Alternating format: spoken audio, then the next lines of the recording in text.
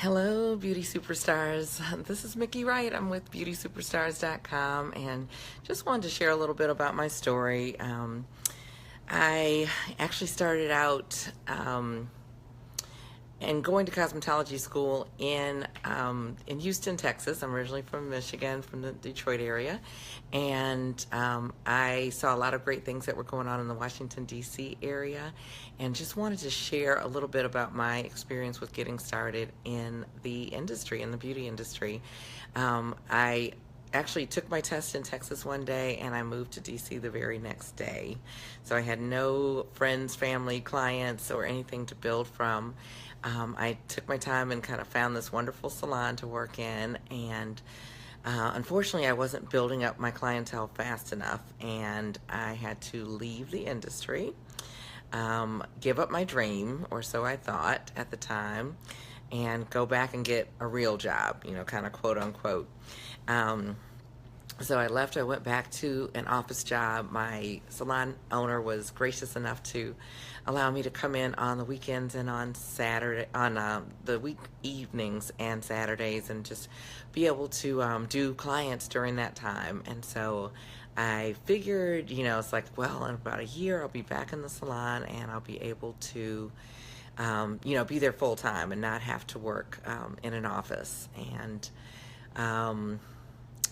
in actuality, I ended up being able to get back into the salon full time in 6 months and never looked back. I had full clientele and was able to build and grow from there, be able to pay my bills, because that was one of the challenges when I was struggling. I wasn't making enough to take care of all my expenses and all that kind of good stuff. So I went, took that, detour back, was able to get fully booked. And I just wanted to share a little hope. If you're sitting behind a desk right now and wishing you were working in a salon, if you are in a salon but you're kind of struggling, you have the good week and the bad week, or you've been in a little while getting frustrated, wondering if you should leave the industry. I talk to a lot of people like that, and just want to give you a little hope that things can change, things can be different, and it doesn't have to take forever. It doesn't have to take you years to be able to grow, a thriving clientele and be able to be fully self-supporting. So a couple of the things that I attribute that to, one, there's a classic book. It's called Think and Grow Rich, and I read that book. And I actually spent a lot of my time, when I was in the office, I would do my work, and when I finished my work, I would go back to kind of jotting things down. I'm a big journal person, writing things down, and somehow when I write things down, it kind of attaches in my brain, whether I reread it or not.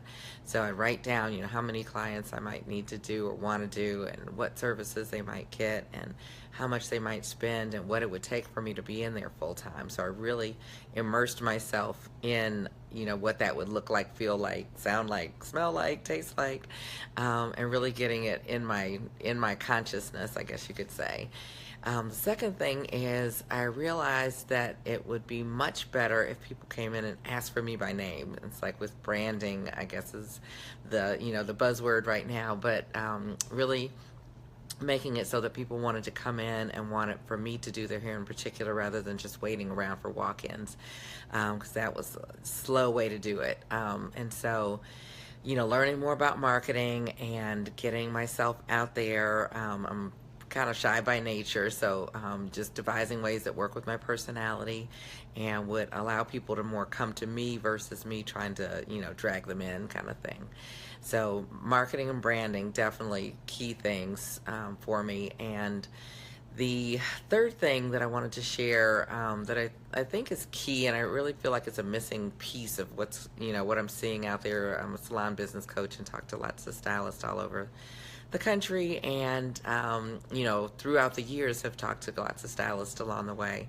So just one of the things, it's like we get a little bit of the marketing piece. Maybe it's working, maybe it's not working so well.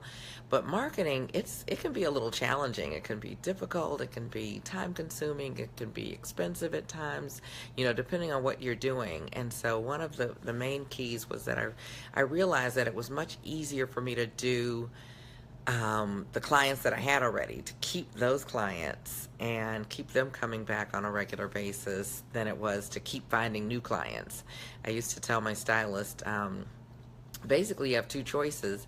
You can either do everyone in the city once, or you can find a small group of people who want to come to you and build a strong, solid clientele. And the latter was exactly what I wanted to do.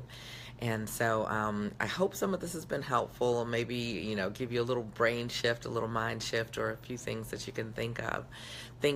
I've got some, upcoming classes and training and things that I'm doing, and really excited about, just being able to share more about marketing, about branding yourself, and about keeping your clients. Clients for life is what I call it. So if I can be of service in any way, shape, or form, please let me know.